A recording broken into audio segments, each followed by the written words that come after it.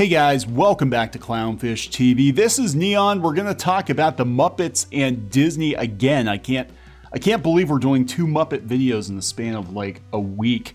But this article came up on the Hollywood Reporter today talking about Disney's Muppets problem. Can the franchise reckon with its boys club culture? That's right, the Muppets are sexist. We're going to talk about that. Actually, it's a pretty interesting article. It's not what I expected. They talk about the lack of women working for the Muppets, but they also talk about a lot of the problems with the Muppets. And we've been talking about this in relationship to Disney, because Disney doesn't know what to do with the Muppets. And I was kind of secretly hoping that maybe Disney, especially now since they're pinched financially, would just give up on the Muppets and sell them back to the Hensons. But it seems like the Hensons don't want the Muppets back. In fact, Brian Henson, son of Jim Henson, seems to actually hate the Muppets, actively hate his father's legacy. So this is going to be a book someday, right? Before we get into it, please subscribe for more pop culture news, views, and rants. We're at almost 150,000 subs, guys, hoping for 200,000 soon. Thank you for the support. We are an opinionated pop culture news channel. News, views, and rants here on Clownfish TV. Geeky is sitting this one out. In her words, she doesn't care about the Muppets. But I do. I do care about the Muppets. I grew up with the Muppets. I love the old Muppet Show. I love the first couple of Muppet movies. Love pretty much anything Jim Henson did back in the 70s and 80s. Have a lot of really good memories. You know, Fraggle Rock and Tale of the Bunny Picnic and all of these great things that we got. Emmett Otter's Jug Band Christmas, one of my all-time favorite Christmas specials.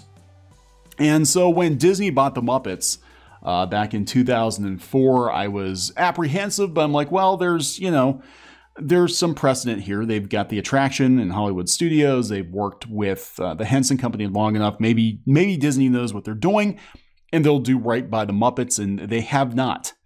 They have not. They had one pretty okay movie, the very first movie that came out, and after that, everything came off the rails, and they haven't been able to find their footing with the Muppets.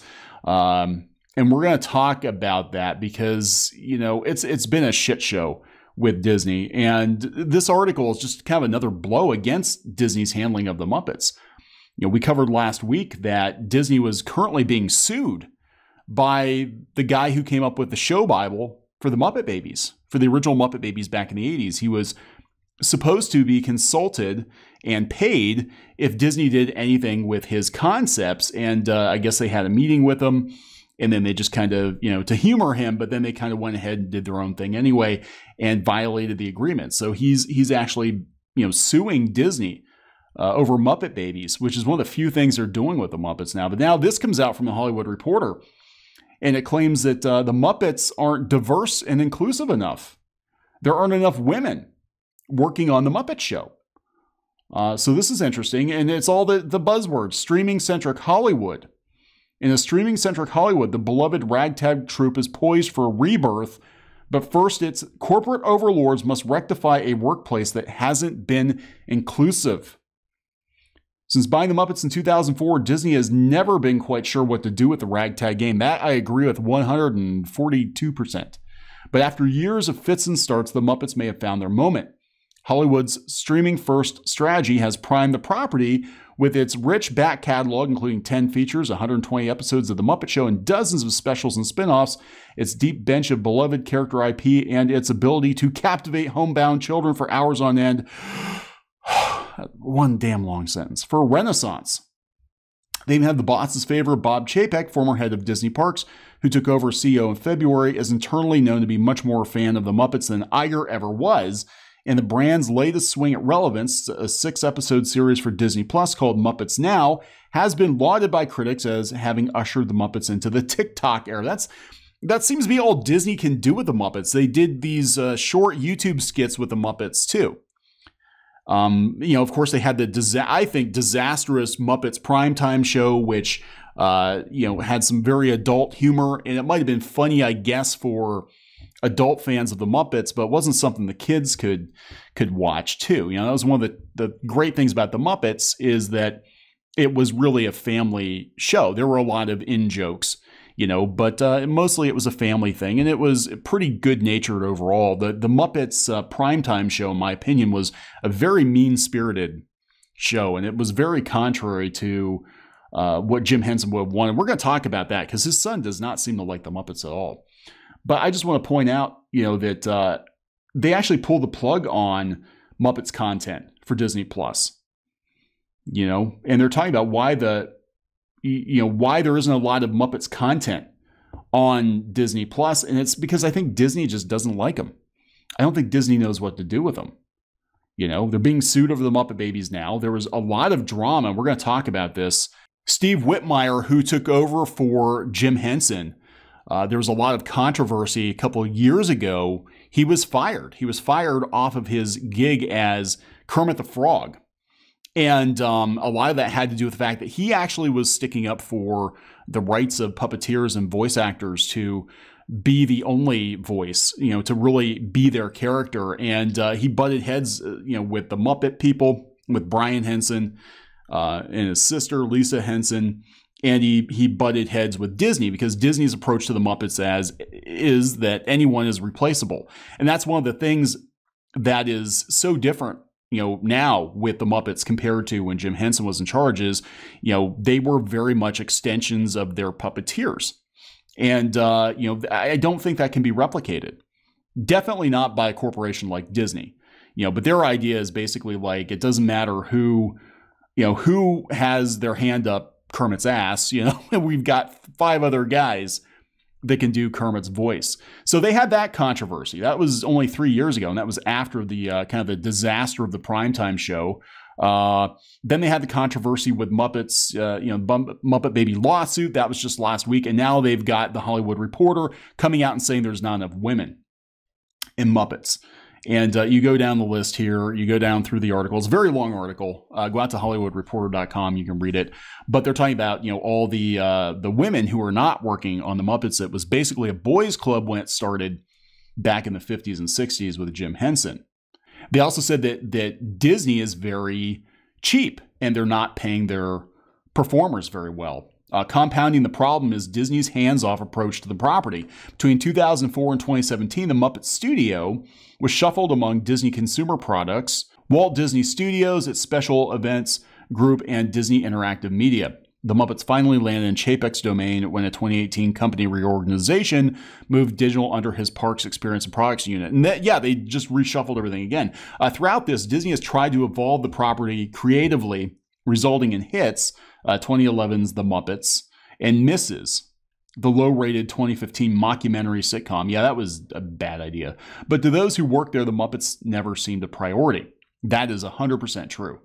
According to Muppets performers consulted for this report, several of whom spoke on the condition of anonymity, Disney's frugality has tried repeatedly to skirt union minimums for puppeteers by giving them non-performer titles, and lack of HR oversight. There are no Muppet performers of color at Disney, nor has there ever been. It has taken a toll on the brand, says one veteran puppeteer. Well, actually, at Disney, now Kevin Clash was Elmo for years, but we know what happened there. He tickled a little too much. So anyway, one veteran puppeteer says, I believe very strongly there's not enough diversity within the core group. Well, it sounds like they have a lot of issues, and I don't think Disney is really going to push for that because the Muppets, frankly, aren't very important to them. Recently, Disney has been hiring fewer and fewer non-core puppeteers as a cost-saving measure. Not long ago, Michelin Sisti, who got his start when Jim Henson chose him to play Michelangelo in 1990's Teenage Mutant Ninja Turtles movie, made a steady living with the Muppets. I was the drumming hands of Animal for the last decade or so, he says, and penguins, chickens, rats, things of that nature. But well before COVID-19, the pandemic, Sisti's work with the company had dried up. They stopped using as many of us additional puppeteers as they did before. Well, yeah, it's expensive. You know, they're going to try to replace as many people as they can with freaking CG. Disney doesn't like to have to hire a bunch of people to you know, work puppets. I mean, look at how expensive it is. Look at what happened with Netflix and The Dark Crystal. Amazing show. Freaking love The Dark Crystal. And they canceled it because it was too expensive. And that was after they built the puppets. So they stopped using us. Where the Muppets are concerned, I'm a retired guy. A lot of these guys are. Steve Whitmire, again, got pushed out of his job.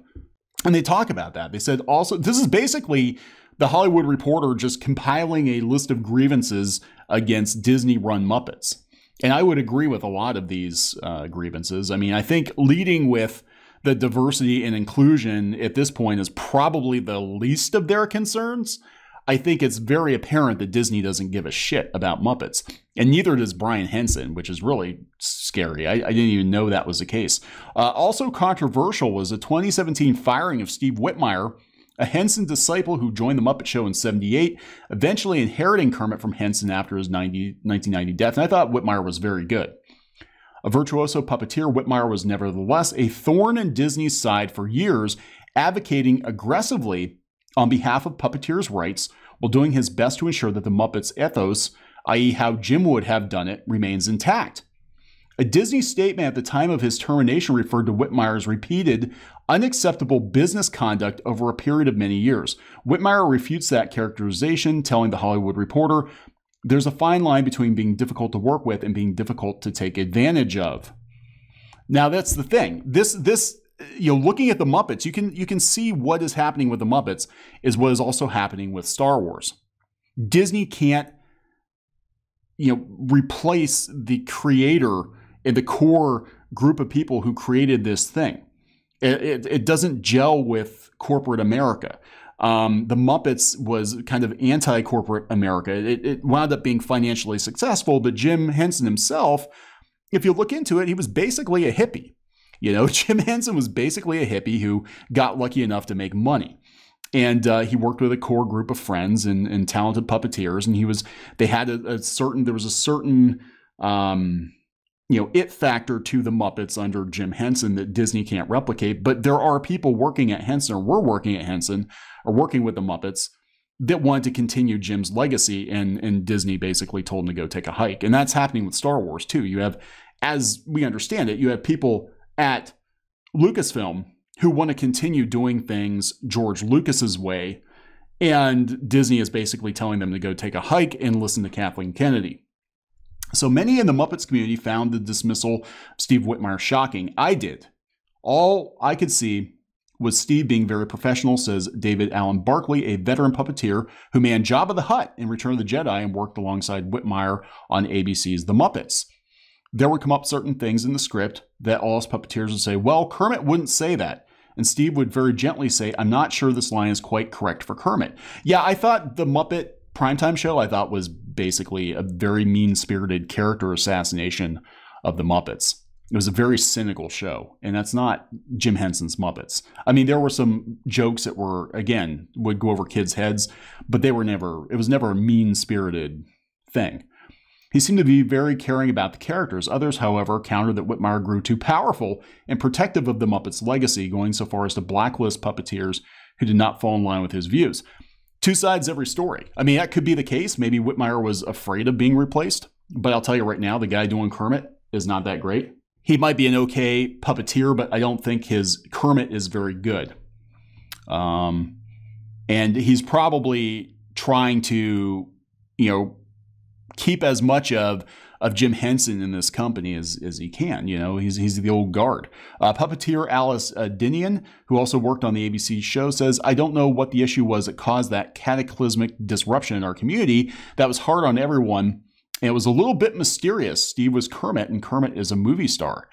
Yeah, so they're talking about the history with the Muppets and Disney, and it doesn't work, guys.